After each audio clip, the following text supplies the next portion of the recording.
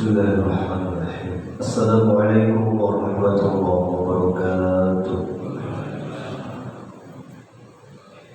Innal hamdalillah nahmaduhu wa nasta'inuhu wa nastaghfiruh wa nastahdihi wa na'udzu billahi min shururi anfusina wa min sayyiati a'malina. May yahdihillahu fala mudilla lahu wa may yudlil fala hadiya lahu. Asyhadu an la ilaha illallah wahdahu la syarika lahu wa asyhadu anna Muhammadan abduhu wa rasuluh la nabiyya wa la rasula ba'dahu. Allahumma shalli wa sallim ala nabiyyina Muhammad sallallahu alaihi wasallam wa ala alihi wa ashabihi wa man tabi'ahum bi ihsan ila yaumiddin. Allahumma la sahla illa ma ja'altahu sahla wa anta taj'alul hazna idza syi'ta sahla. Amma ba'du, jamaah salat subuh, Bapak Ibu yang berbahagia, alhamdulillah subuh pagi kembali Allah hadirkan kita di masjid yang kita cintai ini. Semoga banyak berkah Allah melimpah di subuh ini, diberi ilmu yang manfaat, dimudahkan mengamalkan, dan semoga Allah istiqomahkan kita dalam beramal soleh. Amin. Temanya surat Al-Anbiya ayat 30 sama An-Naml ayat 88. Ini tentang kalau 31 Al-Anbiya tentang tanda kekuasaan Allah. Kalau kita lihat ayatnya, salah satu tanda kekuasaan Allah adalah adanya gunung sebagai apa? Fungsi gunung apa? Pasak itu ya biar bumi nggak goyang-goyang, itu dikasih pasak. Makanya fungsi gunung itu dijadikan oleh Allah sebagai pasak bumi. Maknanya bahwa itu bagi Allah gunung, kemudian langit yang luas, samudra yang dalam, semua itu adalah tanda-tanda keberadaan pencipta. Nah, makanya kalau tanda itu ada dua ya, ada Allah itu ya, satu kauniyah itu yang ada di sekitar kita. Kita ini kalau sering jalan-jalan ya, kemudian melihat ciptaan Allah yang luar biasa. Kalau melihat yang menakjubkan apa Pak? Ucapannya Masya Allah. Ya. Kalau subhanallah apa? Bedanya apa Pak? Subhanallah sama Masya Allah ya. Beda enggak? Kita kan sering salah tempat.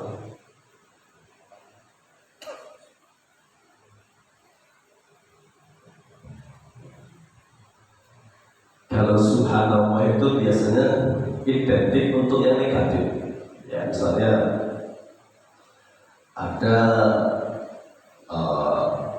orang misalnya ini ya, dia sudah, mohon maaf, ya sudah tidak patut lah, misalnya orang tua itu kan harusnya makin tua makin dekat dengan tempat ibadah kan begitu ya. Tapi malah mohon maaf, orang tua dugem misalnya, ya ke tempat-tempat yang karaoke itu misalnya, kita ngomongnya kan subhanallah Pak, jenengannya sudah sepuh begitu ya. Itu paling tepat begitu mengucapkan subhanallah itu. Nabi itu pernah ngajarin begini, saya biar kita kadang salah tempat jadi ngomong subhanallah sama masya Allah itu ya. Nabi itu pernah begini, ada perempuan datang ke Nabi nanya, ya Rasulullah, saya ini perempuan mustahadah, kalau saya sudah selesai masa haidnya kok masih ada darah yang keluar, bagaimana sholat saya? Kata Nabi, kamu sebelum sholat maka kamu tutup jalan keluar darahnya itu. Ini babnya bab ibu ini ya, bab memakai apa, pembalut lah, zaman dulu kan nggak kayak sekarang canggih gitu. ibu-ibu itu sudah dikasih tahu sama Nabi, kamu tutup jalan keluarnya darah. Kemudian masih ada yang nanya, caranya gimana nutupnya ya Rasulullah? Itu Nabi jawabnya, subhanallah, mosok gitu tak? Kan jadi begitu, itu urusan perempuan tutup biar nggak keluar darah dan itu yang ditanyakan itu malah mengatakan subhanallah, gitu tuh ditanyakan kalian lebih tahu lah caranya mau kalian orang perempuan begitu. Nah, itu Pak subhanallah ya. Kalau intinya memang sama memuji Allah, tapi sering dipakai untuk ketakjuban yang tidak pasti. Tapi kalau masya Allah itu tentang kebesaran Allah ya. Misalnya jalan-jalan ke gunung misalnya, temanya kan gunung ini. Begitu melihat indahnya gunung Ungaran itu, masya Allah, indah sekali ya. Nah, ini sebagai pertanda bahwa segala sesuatu itu tidak ada yang sia-sia, pasti ada pencipta. Makanya Nabi itu begitu. Kalau ngajari sahabat-sahabat kecil, ya anak muda ini diceritakan Nabi. Kunna ma'an Nabi sallallahu alaihi wasallam wa nahnu fityatun hazawiratun. Ini yang cerita sahabat. Dulu kami pas masih kecil-kecil itu belajar sama Nabi. Fata'allamna al-imana qabla an nata'allama al-Qur'an. Kami dulu diajari Nabi belajar tentang iman sebelum ngaji Quran. Ya, apa bedanya iman sama Quran? Beda. Ya. Kemudian begitu kami mendapatkan ayat dari Allah lewat lisan Rasulullah, setiap bertambah ayat bertambahlah iman kami. Nah, Nabi itu begini cara mengajar sahabat. Ketika kadang jalan-jalan yang diceritakan Ibnu Abbas misalnya anak 10 tahun digoncengin Nabi jalan-jalan dan ke tempat yang luas Sahara, ke perbukitan.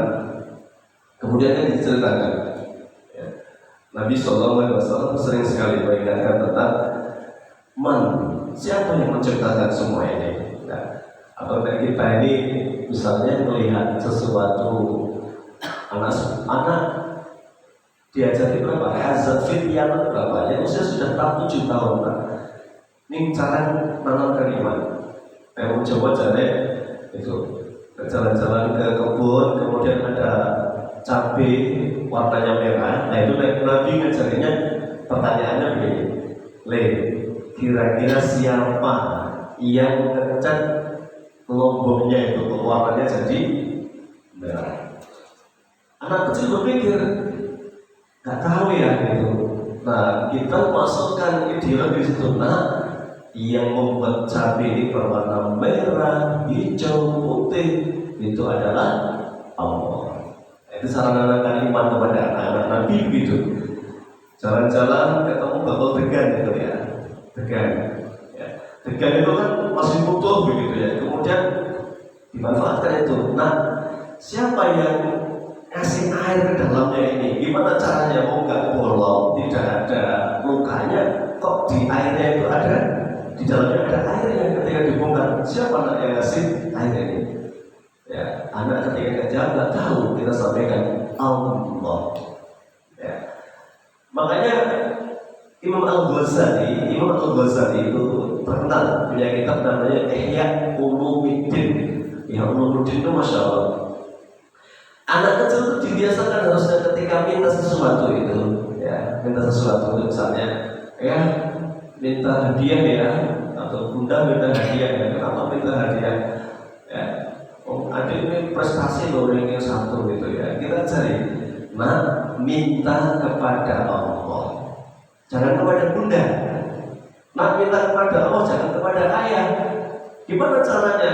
Ya Allah, hamba minta hadiah, berilah ayah rezeki yang lancar biar bisa ngasih hadiah saya. Itu cara menanamkan iman bahwa segala sesuatu itu harus dikaitkan dengan Allah. Minta diajari, minta sama Allah dulu. Kita sampaikan begini, ini kata Imam Al-Ghazali, ngajari keberadaan Allah itu dengan cara begitu. Misalnya anak ini PR-nya kita ini Pak, susah bangunkan subuh anak-anak, ya tidak? Ya. Nah kalau anak-anak itu gimana caranya? biar bangun subuh itu. Padahal Masya Allah ini PR besar kita hari Nabi SAW bersabda,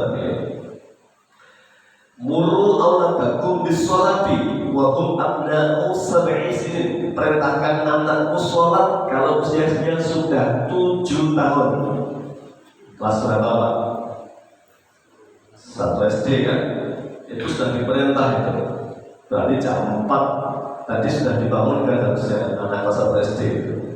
Perkara dia bangun dan bangun itu kita sudah menjalankan perintah Nabi. Karena perintah Nabi jelas 7 tahun itu.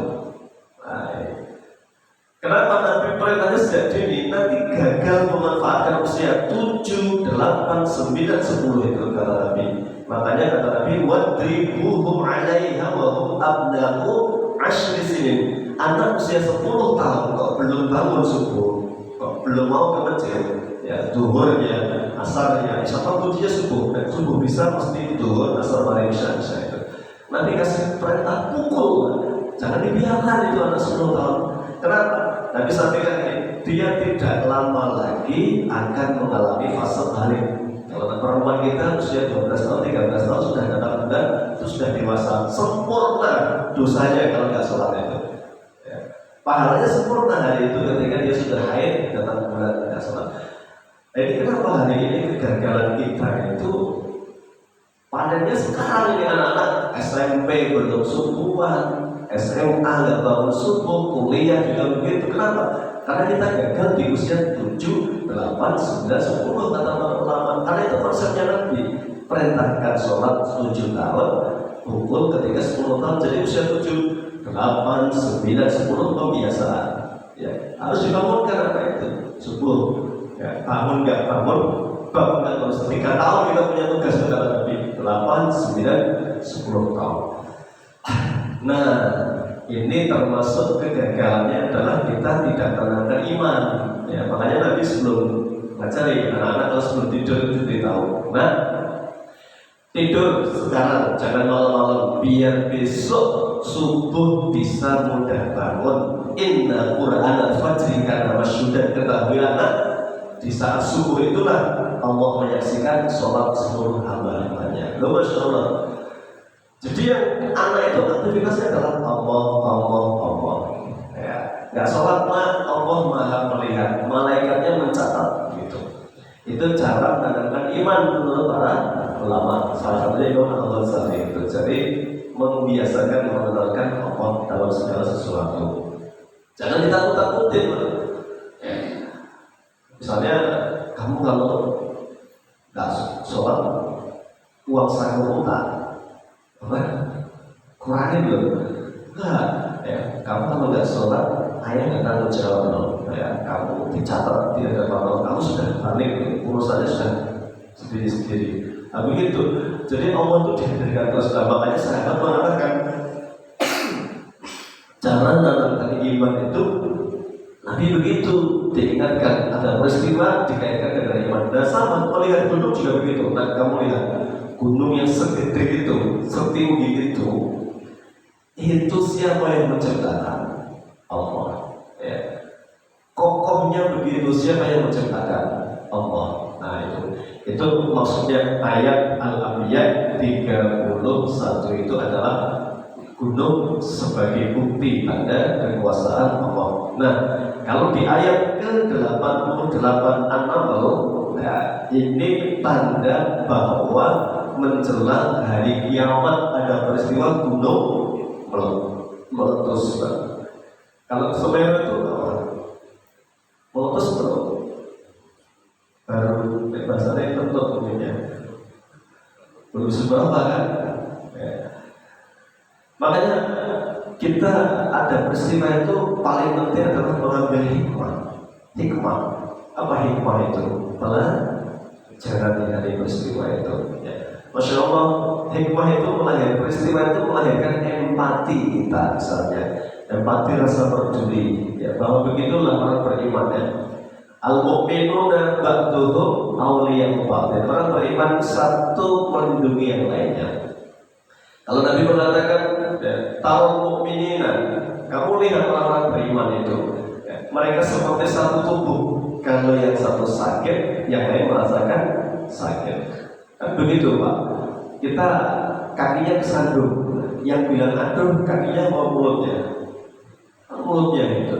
Kita sakit gigi Pak, sakit gigi malam-malam itu sakit banget itu. Yang nggak bisa tidur giginya mau matanya, kan matanya nggak bisa merem itu, gemerges badannya. Sariawan aja tuh, sariawan tuh kalau parah masya Allah itu sampai badannya meriang begitu. Begitulah orang beriman, ada saudaranya yang kena musibah, empatinya tumbuh bahwa dia bagian dari saudara saya. Maka disitulah sebenarnya setiap peristiwa itu ada hikmahnya. Nah, lebih jauh lagi hikmah tentang kematian Pak ini. Jadi masya Allah itu memang tanda akhir zaman itu banyak peristiwa-peristiwa, termasuk gempa, termasuk bencana-bencana, termasuk kematian. Nah kematian itu Rasulullah SAW itu mengingatkan terus tentang dzikir. Ya, dzikir yang paling ampuh itu adalah sebenarnya kekuburan. Ya, maka Nabi bersabda, kekuburan itu niatnya bisa beda-beda. Bisa kekuburan untuk ngalah berkah, bisa kekuburan untuk doakan yang sudah meninggal, bisa kekuburan untuk mengingat kematian. Ya, yang mana yang paling benar? Kalau Nabi nomor satu, ya maka beliau bersabda begini, kuntu nahaitukum an ziyaratil kubur. Dulu saya larang kalian dari ziarah kubur. Al-ana fazuruha, sekarang ziarah kubur. Kenapa? Fa innaha tudzakirukumul maut, karena ziarah kubur itu mendekatkan kalian mengingat apa? Kematian. Itu tujuan utama Pak. Adapun kita mendoakan itu memang bisa nggak dari kubur. Makanya doa itu pada sholat Rabbi firli wali walidayya warhamhuma kama rabbayani shaghiran. Itu insya Allah sampai kepada orang tua yang sudah meninggal di kuburnya. Ya. Atau sesekali datang bersihkan kuburnya, itu bagi dari Adam. Ya. Jadi yang pertama targetnya mengingat kepada kematian. Sama peristiwa gunung meletus itu mengingatkan tentang kematian. Ya. Berapa Pak jumlahnya yang meninggal, yang update berita? Dan 30 lebih ya. Itu bayangkan kalau kita bicara masalah perjalanan hidup itu. Jadi kita ini masih baru di alam kedua. Ya. Jadi kalau kita bicara tentang ini ayat 88 surat Al-Naml ini kan tentang peristiwa hari kiamat. Makanya harus nyambung dengan ayat sebelumnya. Ayat sebelumnya aku berfirman begini. Wa yawma yunfakhu fis suri fa fazi'a man fis samawati wa man fil ardi illa man syaa Allah. Wa yawma yunfakhu fis sur, dan hari di mana sangkakala terokat ditiup. Ya. So'ita fa fazi'a man fis samawati wal ardi, maka semua yang ada di langit dan yang ada di bumi terkejut kaget. Artinya mati semua itu nanti. Ya, illa mansya Allah, kecuali yang dikehendaki oleh Allah, dan semua mereka datang menghadap Allah dengan merendahkan diri. Alam ada berapa alam? Ada alam, ada 4 kalau ada hitung alam jadid. Alam rahim, alam dunia, berikutnya alam kubur atau barzakh, yang keempat alam akhirat itu. Ini masya Allah bisa ribuan tahun atau ratusan ribu tahun jaraknya itu. Ini misalnya kita hidup di alam dunia. Dunia ini sudah tua usianya Pak. Sejak zaman belum ada Nabi Adam sudah ada dunia itu, sudah tua sekali dunia itu. Ya. Nah kita kalau bayangkan itu kehidupan di dunia itu, kalau Nabi SAW mengingatkan amalu ummati, umur umatku itu antara 60 sampai 70, pendek sekali itu. Ya, maka hampir dipastikan mayoritas sahabat itu meninggal ya nggak jauh dari 60-an itu. Kanjeng Nabi usianya berapa? Meninggal 63. Kemudian Abu Bakar As-Siddiq usia berapa meninggal dunia? Ini kita bicara yang orang-orang terdekatnya Nabi. Abu Bakar As-Siddiq usianya 63. Umar bin Khattab berapa meninggal usia? Sama 63, nanti bedanya cuma bulan. 63 bulan, 63 tahun 2 bulan, 63 tahun 5 bulan begitu ya. Kemudian Utsman bin Affan berapa usianya ketika meninggal? Utsman agak panjang umur, beliau 84 tahun ketika meninggal dunia. Ali bin Abi Thalib berapa? Menantunya Nabi, sahabat terdekatnya Nabi, meninggal usia sama 63.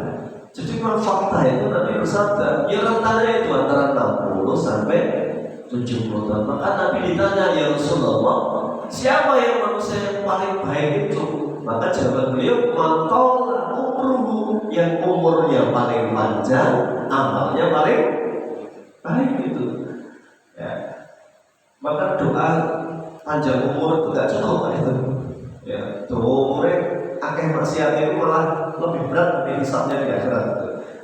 Makanya Nabi ditanya lagi, siapa orang yang paling jelek ya Rasulullah? Mantola umruhu, yang paling jelek itu yang panjang umur dan buruk amalnya.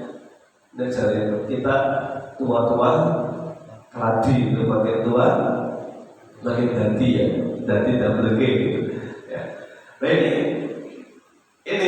dengan modal 60, misalnya kita usia kita 60 tahun misalnya, ya. Tidurnya sehari berapa jam Pak? Tidurnya kita ini.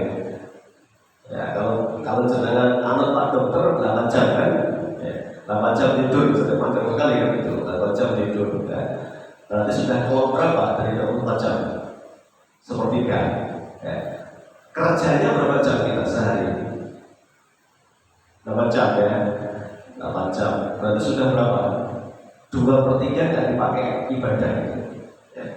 Guyonnya berapa? Santainya berapa itu? Jadi Masya Allah kalau umur kita 60 tahun, mungkin yang kepake untuk ibadahnya 10 atau 15 tahun itu. Ya. Makanya harus cerdas kata Nabi. Orang hidup itu harus cerdas. Nah bagaimana dia cerdas kata Rasulullah? Nabi kasih tahu. Ditanyalah sahabat Nabi, mana kayis? Siapa orang yang cerdas itu?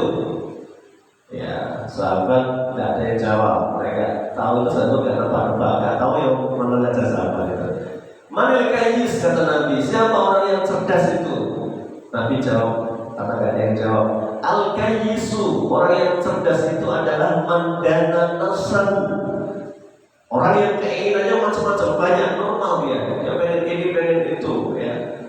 Banyak sekali keinginannya itu.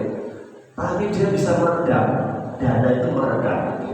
Wa amila lima badal maut, dan dia berpikir ya, sangune opo, ya, bekalnya apa kalau untuk sanggup kematian saya. Aku dari mati sangune opo. Itu orang cerdas mikirnya begitu kata Nabi. Dan orang cerdas mikir, gimana caranya saya sudah mati, gak bisa nambah ibadah, tapi pahalanya gak pernah berhenti. Nah, itu orang cerdas namanya. Maka betul, kalau kita bicara dunia sebelum bicara akhirat, orang cerdas itu biasanya suka apa? Investasi Pak. Investasi terbaik apa? Punya duit. Kalau punya duit, investasi terbaik apa? Beli mobil, beli tanah.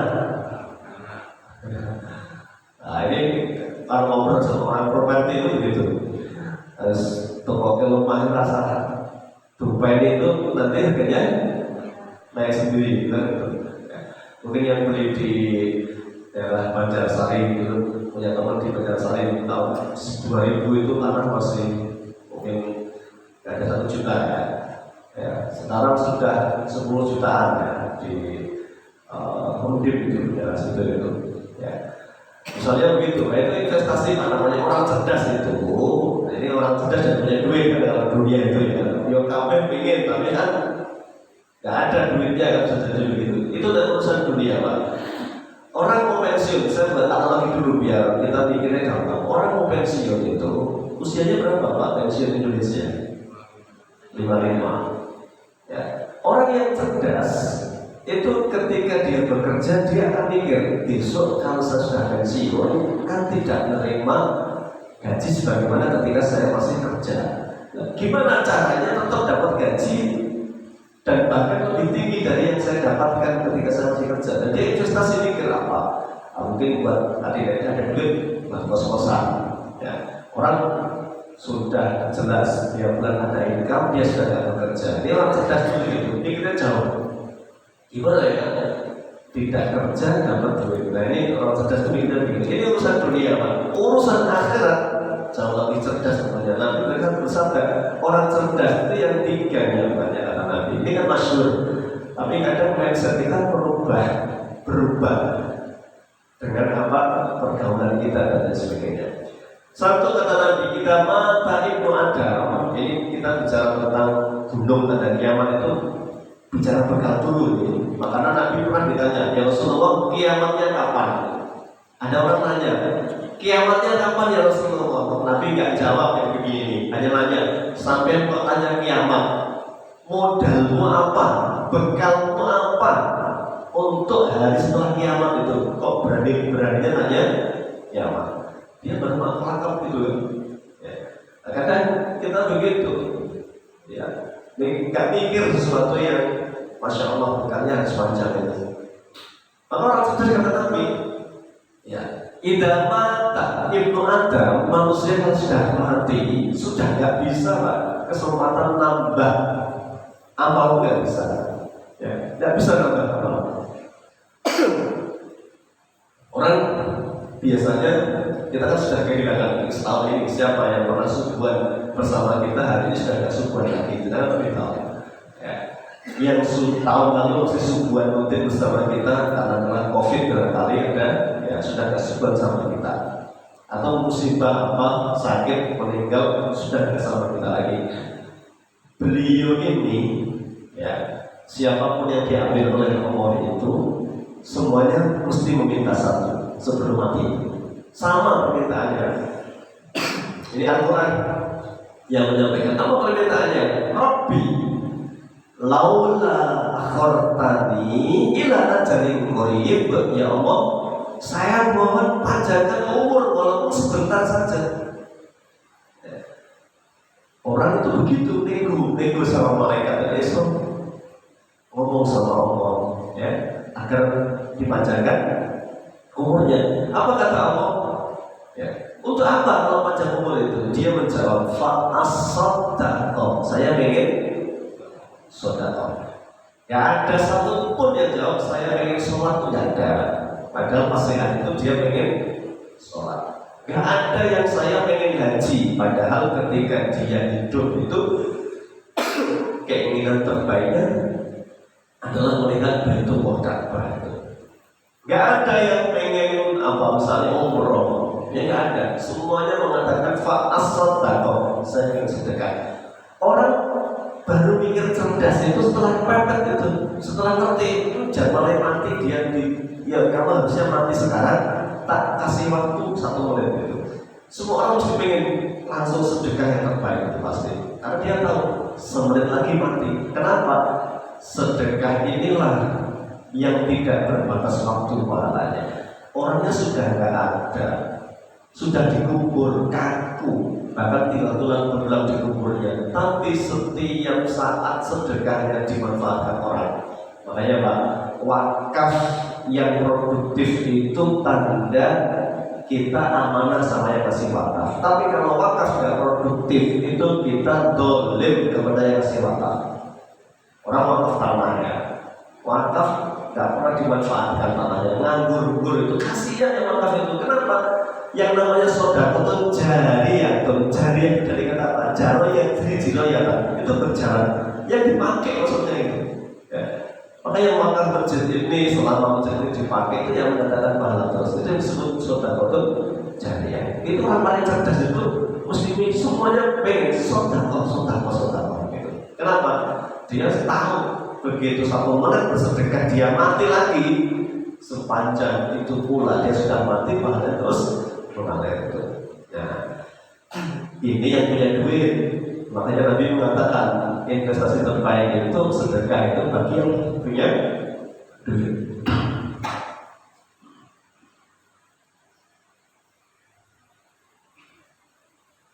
Datanglah orang miskin-miskin kali ini kepada Nabi. Datang kepada Nabi, mereka curhat karena tidak punya duit mau sedekah. Dia pengen tapi tidak punya duit, makanya dia tanya ke Nabi, ya Rasulullah, dhahaba ahlu dusur bil ujur. Kok enak sekali ya jadi orang kaya itu. Ya, yusalluna kama usolli, mereka mau borong pahala dengan gampang. Kami sholat, mereka sholat. Ini yang saya ceritakan ini orang miskin yang tinggalnya di masjid. Jadi Nabi dulu Masjid Nabawi itu di zaman Nabi ada bangunan utama, di sampingnya ada bangunan-bangunan. Ini yang dipakai oleh ahlu sufah. Ahlu sufah itu orang-orang miskin yang nggak punya rumah. Itu di awal hijrah ke Madinah. Itu jumlahnya 83 sahabat, termasuk perawi hadis yang paling terkenal namanya Abu Hurairah. Itu nggak punya rumah, tinggal di masjid. Ada 83 orang. Itu sering ketemu Nabi. Maka mereka bertanya, kok enak jadi orang kaya ya Rasulullah? Mereka borong pahala. Kami sholat, mereka sholat. Kira-kira pahalanya banyak mana Pak? Yang tinggal di masjid sama di luar masjid kalau sholat, pahalanya banyak mana? Banyaknya di dalam masjid, karena mereka melangkah dulu. Setiap langkahnya kaki kanan menaikkan derajat, kaki kiri menghapus dosa. Ya. Maka mereka mengeluh, sholat kita sudah kalah pahalanya. Wa yasumuna kama nasum, begitu datang bulan Ramadan, kita puasa, mereka puasa. Tapi kan orang-orang kaya itu yang ngasih kami takjil buka puasa, berarti pahalanya banyak siapa? Yang ngasih takjil atau yang makan takjil? Kan yang ngasih takjil terus kalah lagi gitu kan, sholatnya sudah kalah, kemudian puasanya kalah lagi gitu ya. Apalagi ketika datang giliran ya Rasulullah, ada perintah sedekah, wa yatasaddaquna bi fuduli amwalihim, mereka bisa sedekah, kami nggak bisa apa-apa. Oh gitu, Nabi muji, ya boleh memang iri sama dua orang. Satu orang kaya yang dermawan harus iri. Semangat kita, lihat orang kaya yang dermawan, kita harus iri. Makanya Abu Bakar itu orang Masya Allah, ya imannya paling luar biasa. Maka Umar bin Khattab itu ini terus, gimana caranya mengalahkan Abu Bakar itu? Ya, satu hari perang Tabuk, Umar nggak pernah sekalipun bisa mengalahkan Abu Bakar. Dalam hal apapun nggak pernah bisa kemarin. Infaknya nggak pernah bisa, kebaikannya nggak bisa. Tilik orang sakit itu belum pernah Umar itu bisa mendahului Abu Bakar, itu nggak pernah bisa. Bahkan ini yang simpel saya ceritakan. Satu hari Nabi ngobrol sama Umar sama Abu Bakar ini, duduk ini. Kemudian Nabi bersabda, Allah menyampaikan, belajarlah Al-Quran dari Ibnu Mas'ud. Sesungguhnya dia membacanya seperti Al-Quran diturunkan. Ibnu Mas'ud itu. Ini kan kabar baik ini. Ibnu Mas'udnya nggak ada di situ, yang ada Abu Bakar dan Umar. Abu Bakar dan Umar sama Nabi itu masih tahu Ibnu Mas'ud itu dipuji karena bacaan Al-Qurannya. Umar bin Khattab itu langsung mikir, saya nanti sore mau ke rumah Ibnu Mas'ud mau ngasih kabar baik ini, karena ngasih kabar baik ke saudara itu dapat pahala. Dia baca asal situ karena Nabi itu top. Assalamualaikum, waalaikumsalam. Siapa? Umar. Oh, dibuka itu sama Mas'ud. Ada apa Umar? Saya kesini ngasih kabar gembira untuk kamu bahwa tadi pagi saya ketemu sama Nabi. Nabi ngabari belajar Al-Quran dari Anda. Ya, karena Anda membaca Al-Quran sebagaimana turun. Apa kata Ibnu Mas'ud? Ya, saya sudah dengar berita itu. Dari siapa? Dari Abu Bakar. Tadi habis duhur dia ke rumah saya. Umar Rasulullah, kapan kamu bisa lagi? Abu Bakar untuk hal yang sederhana saja gitu Pak. Sekedar menyampaikan kebaikan itu nggak bisa lagi. kaya besar-besar itu. Jadi iri sama orang kaya itu boleh. Dan Nabi ngajari kita untuk urusan akhirat lihat yang lebih di atas kita, jangan yang di bawah kita. Kenapa? Nek di atas kita itu kita termotivasi, nek di bawah kita sudah merasa hebat itu. Misalnya Pak, kita sudah sholat 5 waktu, ya. Kemudian kita misalnya diajak, diingatkan sholat Pak, sholatnya saya sudah sholat, kok nggak pernah ke masjid? Saya sholatnya di rumah, ya. Ke masjid loh, biar pahalanya lebih banyak. Di rumah aja sudah cukup, daripada itu nggak pernah sholat gitu, ya. Orang kalau mikirnya daripada itu nggak pernah sholat, aku sih mending sholat meskipun di rumah. Orang kalau begini nggak pernah maju pikirannya, ya. Sama itu orang yang sudah ke masjid itu dikasih tahu, Pak, bisa kok jangan terlambat, tepat waktu sholatnya. Nggak apa-apa terlambat, daripada dia nggak pernah ke masjid. Iji mending aku ke masjid. Kaum yang mending itu, ya, kaum yang mending itu nggak akan maju Pak itu, ya. Kenapa? Dia merasa sudah lebih baik itu. Makanya untuk amalan akhirat itu disuruh berada di atas. Mikirnya begini, Masya Allah, dia rumahnya jauh dari masjid tapi nggak pernah terlambat. Loh, saya rumahnya dekat masjid kok terlambat. Nah, itu namanya orang cerdas, berpikirnya tentang positif itu, ya. Nah, ini makanya bekal menuju kematian. Yang pertama sedekah jariah, yang kedua ilmu yang bermanfaat, yang ketiga anak soleh yang mendoakan kedua orang tua kita. Baik, ini fokus kepada ayat. Maka begitulah di hari kiamat itu, di ayat 88 itu. Tandanya apa? Wa taral jibala tahsabuha jamidatan wa hiya tamurru marras sahab. Kamu lihat gunung-gunung itu, kamu kira tetap di tempatnya, padahal dia berjalan seperti awan. Ciptaan Allah yang mencipta dengan sempurna segala sesuatu, sungguh dia maha teliti terhadap apa yang kamu kerjakan. Jadi gunung itu betul, bumi itu kan berputar, ya. Coba kita kan tidak terasa karena kekuasaan Allah. Coba bayangkan, muternya kita terasa semua, langsung balik-balik semua juga. Ya, mumpung kita ya. Tapi kan ini kuasa Allah tidak sampai begitu.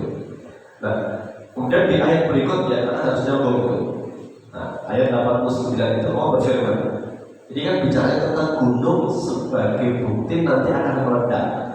Ayat sebelumnya itu gunung tanda kekuasaan Allah tinggi-tinggi kokoh gitu. Di ayat 88 semua akan binasa. Kalau kita baca Al-Qari'ah itu apa?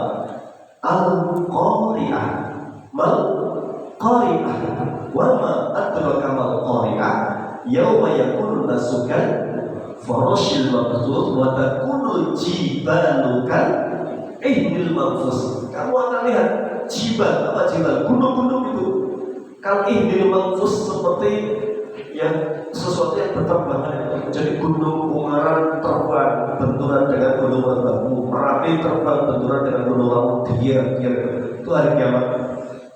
Sampai gunung itu tercabut dari akarnya itu sampai habis, kemudian rata seperti tidak ada bekasnya. Itu juga keterangan tafsirnya begitu. Nah, disitulah kehancuran bumi berikut semua isinya. Kemudian nanti ditiupkanlah sangkakala yang kedua, ditiup yang kedua.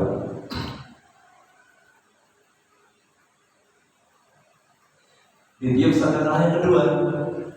Nah, maka ini sebelumnya cerita tentang hari kiamat. Hari kiamat itu hancur semua nggak Pak?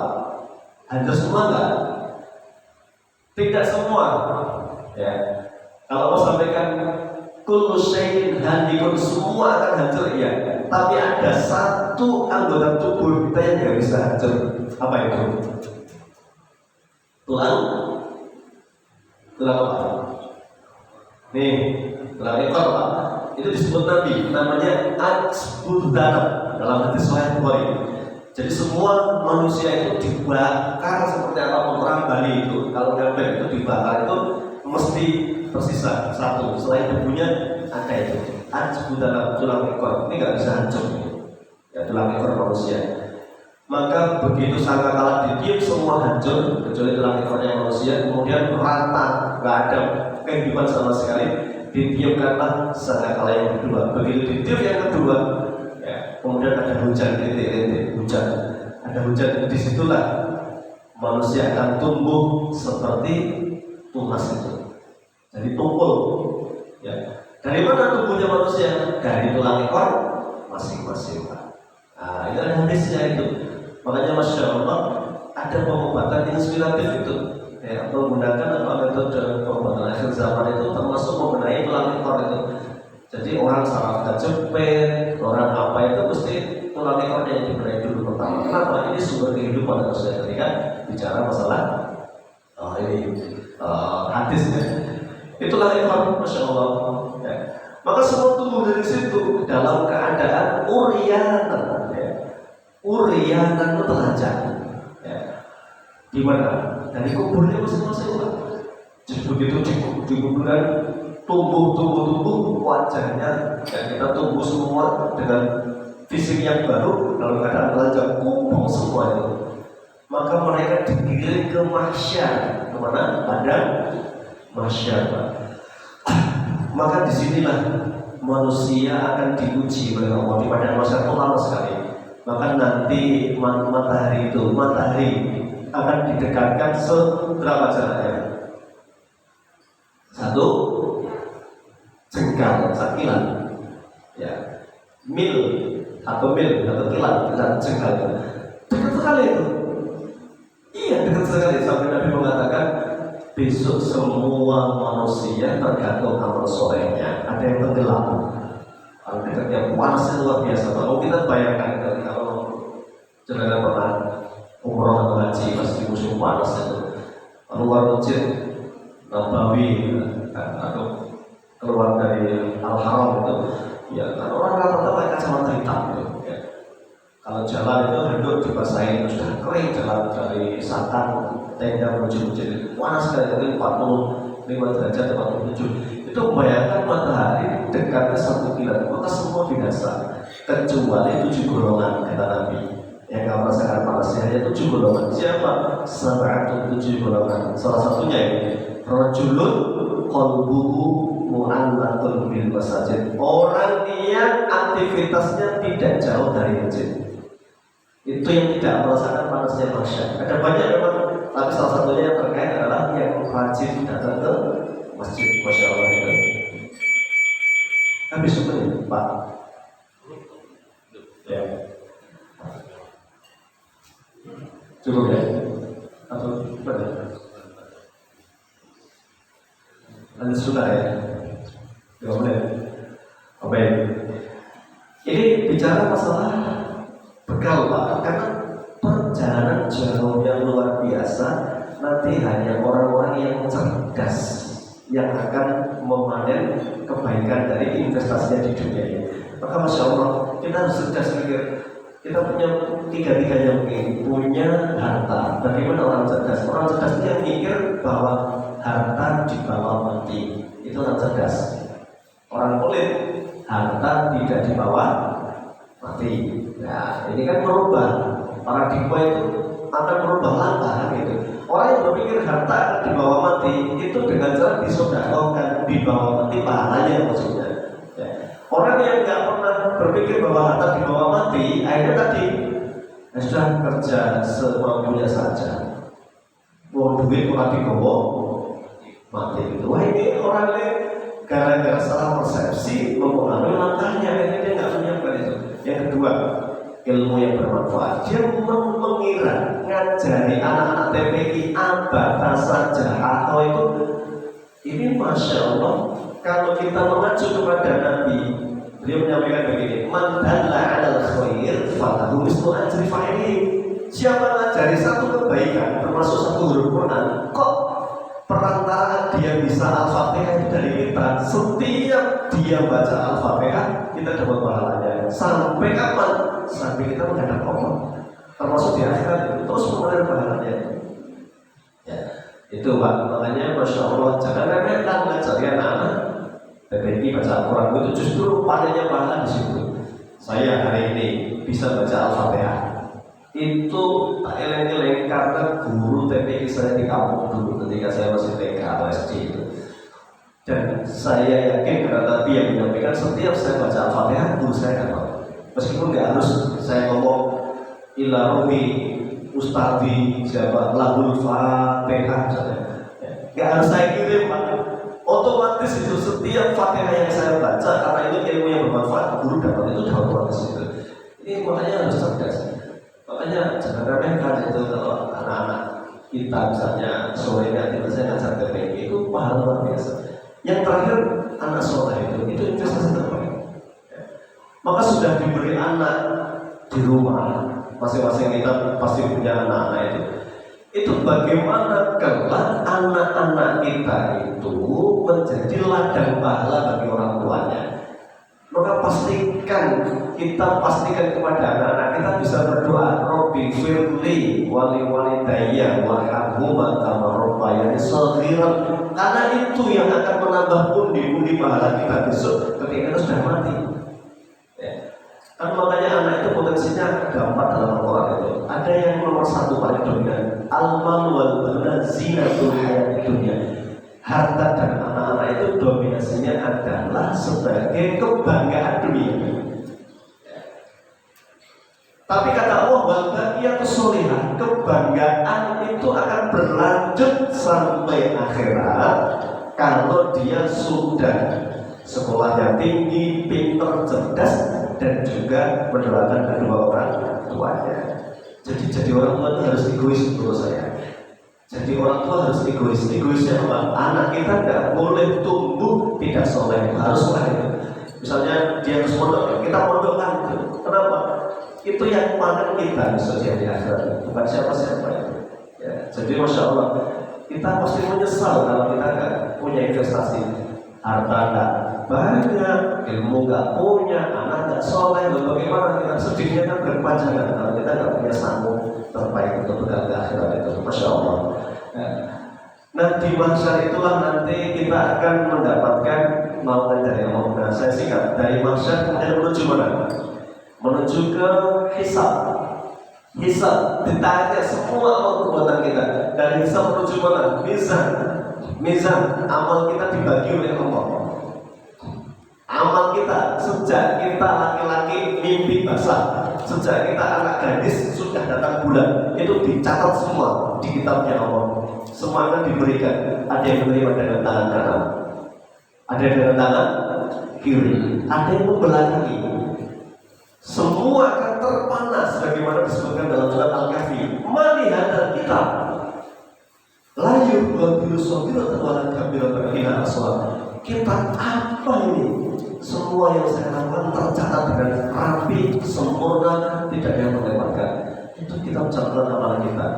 Baru nanti kita disuruh yang terakhir menuju sirat. Sirat itu naik jari mbah kita dulu koyo rambut belah pintu itu sirat. Jadi begini. Ini mizan, ini tempat penimbangan, ya, ini surga di sini. Ilustrasinya begini. Ini sirat begini ya, gelap gulita, betul itu. Maka setipis tadi rambut batu setipis sekali ya. Maka bukan teori yang pakai sini, nggak bisa kita latihan keseimbangan biar nggak jatuh itu nggak bisa. Yang membuat kita bisa sampai ke surga itu hanya satu, amal soleh masing-masing. Maka kata Nabi, ada yang melewati jembatan ini dia secepat kilat langsung cepat sampai sini. Ada bahkan yang seperti orang naik kuda cepat sampai sini. Ada orang seperti berjalan. Ada yang Masya Allah saking gelap gulitanya dia nggak punya cahaya kecuali seujung kukunya, ujung jempol itu. Itu ada ayatnya surat Al-Baqarah itu. Ya kadul barku yakhtafu absarahum kullama adha'a lahum masyaw fihi wa idza adlama 'alaihim qamu. Baru timik-timik itu Pak, cahayanya mati, dia padam. Nanti nyala lagi, jalan lagi. Orang ini nanti disambar kaleng. Jadi ini bawahnya neraka itu ada kaleng itu kayak gantol-gantol itu, sepanjang itu. Ya. Maka tergantung yang nggak cepat-cepat itu tergantung digantol itu akhirnya jatuh. Ya. Sudah masuk neraka, nah inilah di sini ini orang akan dibersihkan dosanya oleh Allah, disiksa terlebih dahulu. Maka ketika Sayyidah Aisyah bertanya, bagaimana agar sesuatu bisa dilewati dengan cepat ya Rasulullah, tergantung amalnya. Ya, maka Masya Allah, jangan pernah berpikir mau neraka nggak apa-apa, yang penting akhirnya masuk surga. Loh, ringan-ringannya penduduk neraka itu siksanya adalah Abu Thalib, kakinya nginjak bara, otaknya begitu. Itu saya paling ringan Pak. Maka pas saya surat merah itu Nabi Masya Allah melihat semua bentuk siksaan. Ada orang yang memakan harta anak yatim, ya, yang buat yayasan sebagai kedok, dapat donasi banyak dimakan sendiri dan kasih anak yatim. Itu besok Masya Allah fi butunihim nar, perutnya itu beledek kuat sekali, pecah dan semuanya ini ular bisa di dalamnya. Itu yang makan anak yatim. Kemudian ada pula beliau melihat ada orang disiksa di sebuah penggorengan yang besar sekali, apinya menyala-nyala, telanjang, teriak dengan keras sekali, badannya hancur, begitu mau naik, mau keluar dari penggorengan itu hancur, tidak bisa keluar, begitu turun, utuh lagi, disiksa lagi terus. Tapi banyak, siapa itu Haji Jibril? Itu pezina yang nggak taubat, orang selingkuh yang nggak taubat, begitu itu. Jadi Masya Allah, bekal kita menuju ke sini, ke surga ini masih jauh sekali. Makanya harus cerdas Pak Nadi. Nggak cukup kerja keras itu, harus kerja cerdas. Nggak cukup rajin sholat, nggak cukup. Investasinya harus disiapkan. Yang punya harta, hartanya yang dimaksimalkan. Yang punya ilmu, ilmunya yang dimaksimalkan. Yang punya anak, anak dimaksimalkan, dididik, dipelihara dengan baik, tumbuh dengan kesolehannya, kelak dia yang menyebabkan pahala yang pernah ada putusnya bagi kita. Wallahu a'lam bishawab. Demikian Bapak Ibu jamaah kajian yang dimuliakan Allah, saya kembalikan ke pembawa acara. Bila taufiq wal hidayah. Assalamualaikum warahmatullahi wabarakatuh. Waalaikumsalam warahmatullahi wabarakatuh. Dan para jemaah, saya syukur dengan Bapak Farmasi. Dan terima kasih Pak Ustadz yang memberikan ilmunya kepada jamaah yang ada di masjid ini. Mudah-mudahan bermanfaat kita semuanya. Mungkin Bapak Ibu yang mau bertanya kepada Pak Ustadz, monggo kami silakan. Mungkin kita sudah ada mic, bisa tanya langsung. Monggo Bapak Ibu.